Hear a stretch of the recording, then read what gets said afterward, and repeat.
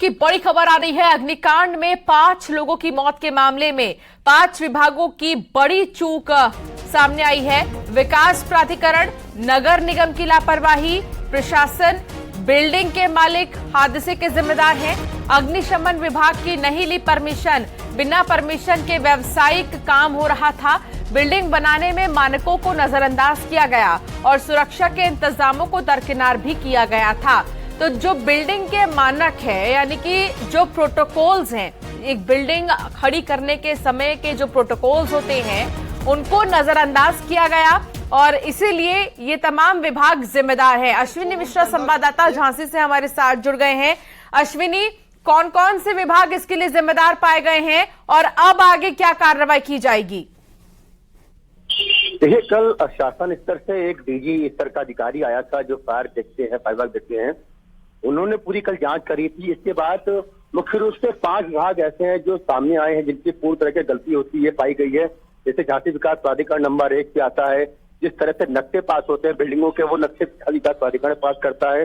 उस बिल्डिंग का जो नक्शा पास किया गया है या नहीं किया गया है, इसमें कहीं ना कहीं गलती जो वो विकास प्राधिकरण की आती है। इसके अलावा नगर निगम दूसरे नंबर पे आता है। जिस तरह से होर्डिंग्स लगी होती है सड़कों पर बिना अनुमति के, तमाम जो डैशबोर्ड लगे होते हैं सड़कों पर बिना अनुमति के, उसके कोई मानक नहीं होते सुरक्षा के, वो लगा लिए जाते हैं, उनको नगर निगम ध्यान नहीं देता है। इसके बाद तीसरा आता है राजस्व विभाग। तमाम जो बिल्डिंगों में नियुक्ताएं होती हैं उसकी जो देख रेख का काम, उसकी जो मॉनिटरिंग का काम वो जिले का राजस्व विभाग करता है। उसने भी नहीं देखा कि इस तरह से बिल्डिंगें बनी थी, उसमें कोई 2.5 फुट का गैप नहीं था।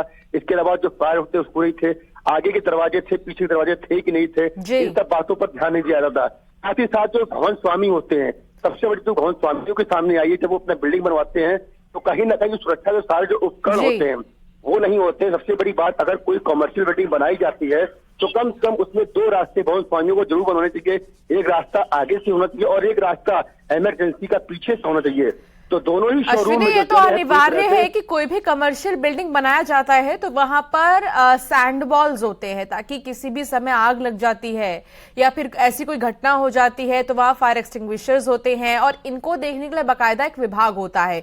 वो जाकर हर जगह मुआयना करता है कि क्या इन प्रोटोकॉल्स को ध्यान में रखा जा रहा है, क्या फॉलो किया जा रहा है।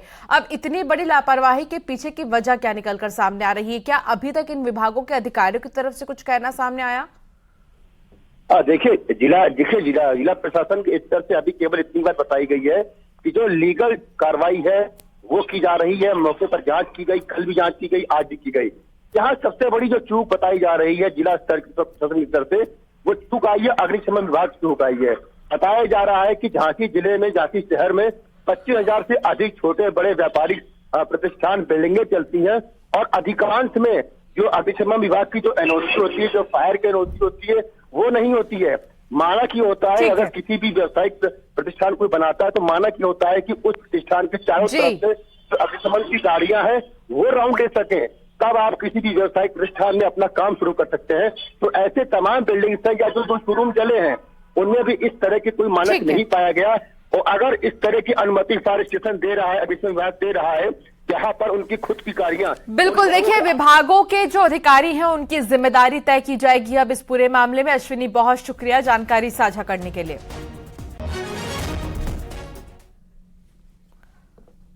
संदिग्ध आतंकियों से जुड़ी एक बड़ी खबर आ रही है। सद्दाम और रिजवान की कस्टडी पर सुनवाई। एटीएस ने दाखिल की है रिमांड की अर्जी और कल एटीएस ने दाखिल की थी अर्जी।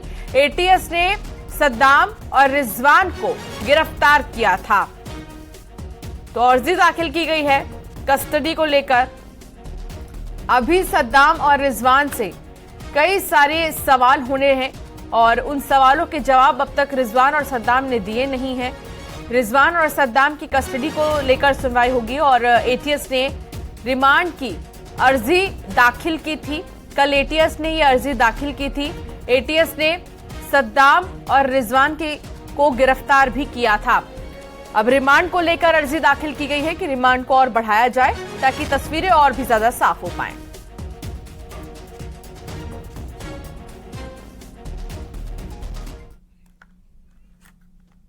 खबर मेरठ से, जहां क्रिकेटर प्रवीण कुमार हादसे के शिकार हो गए हैं। कैंटर ने प्रवीण की गाड़ी में टक्कर मार दी है। टक्कर लगने से गाड़ी क्षतिग्रस्त हो गई है। कैंटर ड्राइवर को पुलिस ने पकड़ा है। ड्राइवर के खिलाफ एफआईआर भी दर्ज कर दी गई है। क्रिकेटर प्रवीण कुमार हादसे के शिकार हो गए हैं और यहां पर पुलिस ने ड्राइवर के खिलाफ एफआईआर दर्ज कर दी है। टक्कर लगने से गाड़ी बुरी तरह क्षतिग्रस्त हो गई है। ये देखिए तस्वीर, गाड़ी बुरी तरह क्षतिग्रस्त हो गई है और कैंटर का जो ड्राइवर है उसे पुलिस ने हालांकि पकड़ लिया है और एफआईआर भी दर्ज कर दी गई है उसके खिलाफ। हालांकि इस हादसे के पीछे की वजह अब तक सामने निकलकर नहीं आ पाई है। क्रिकेटर प्रवीण कुमार हादसे का शिकार हो गए हैं।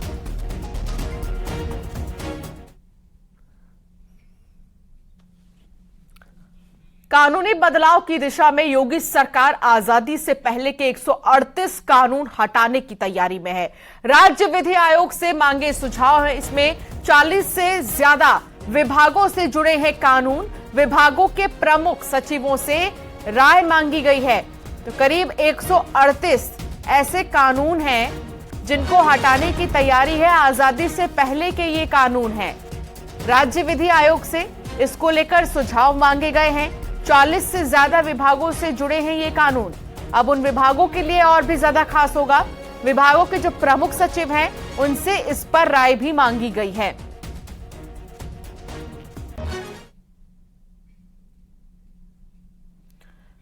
नोएडा के नए जिला अस्पताल में अचानक छत से फॉल सीलिंग गिर गई।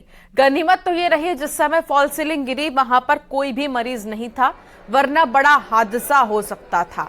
घटना नए जिला अस्पताल के सेकंड फ्लोर की है। कॉन्फ्रेंस हॉल के बाहर ही 25 से 30 फीट लंबी सीलिंग गिर गई। सीलिंग गिरने के बाद नए जिला अस्पताल के निर्माण कार्य पर सवाल उठ रहे हैं।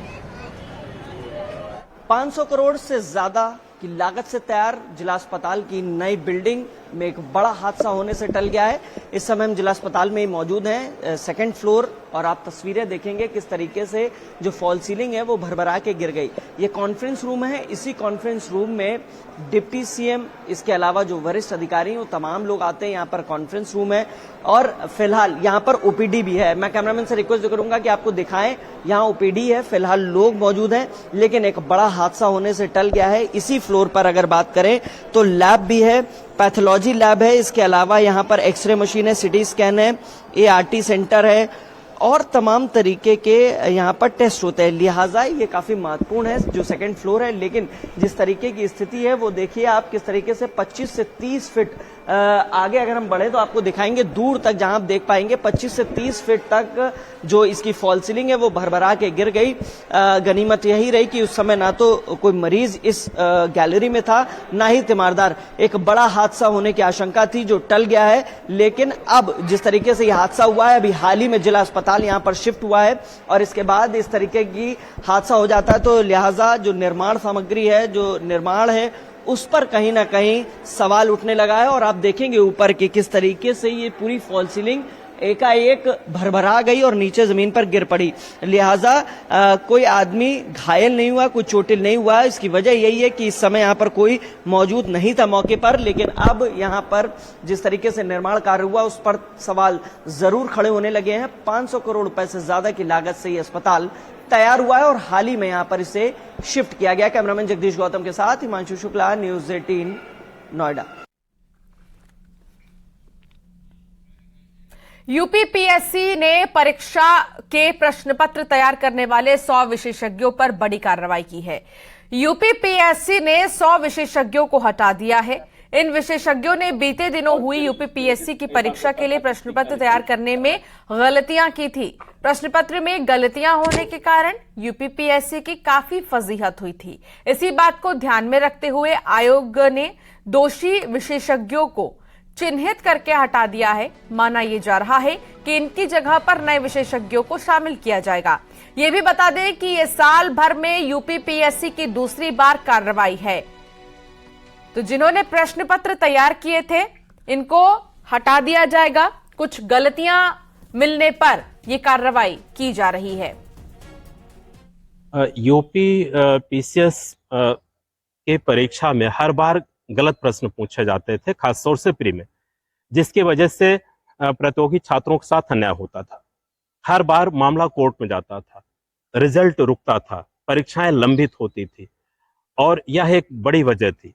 इसके साथ साथ खास तौर से ऐसे छात्र जिनका लास्ट अटेम्प्ट होता था, जो एसडीएम बन सकते थे, डीएसपी बन सकते थे, वह परीक्षा से बाहर हो जाते थे।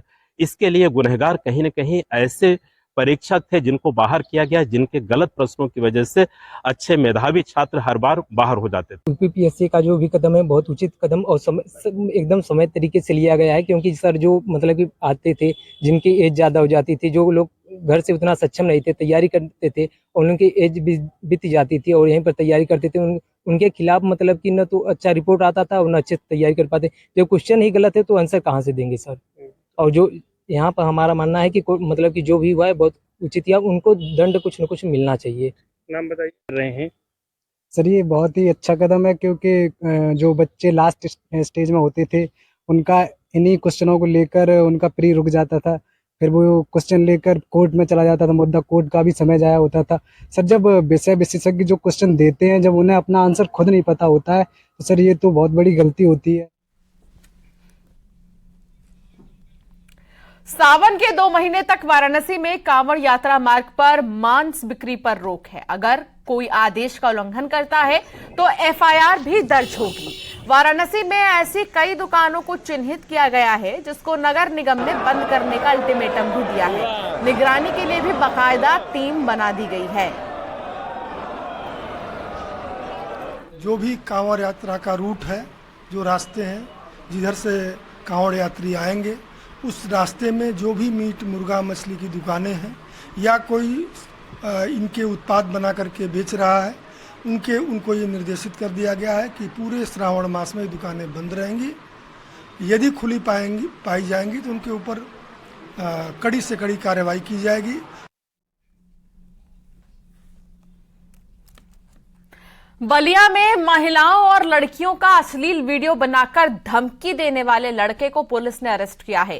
पीड़ित महिला और नाबालिग की शिकायत पर पुलिस ने दुष्कर्म, पॉक्सो समेत अन्य धाराओं में मुकदमा दर्ज किया है।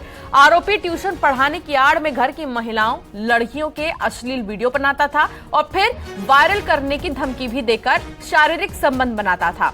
आरोपी लड़के के मोबाइल से कई ऐसे वीडियो और फोटोज मिले हैं।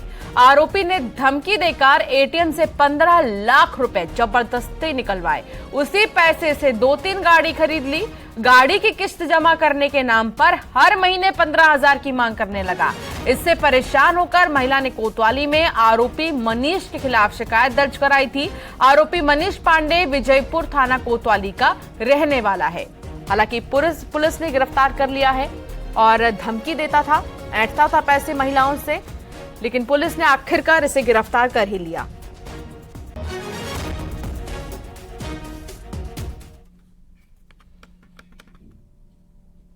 और यहां रुकना होगा एक छोटे से ब्रेक के लिए। खबरों का सिलसिला लगातार जारी।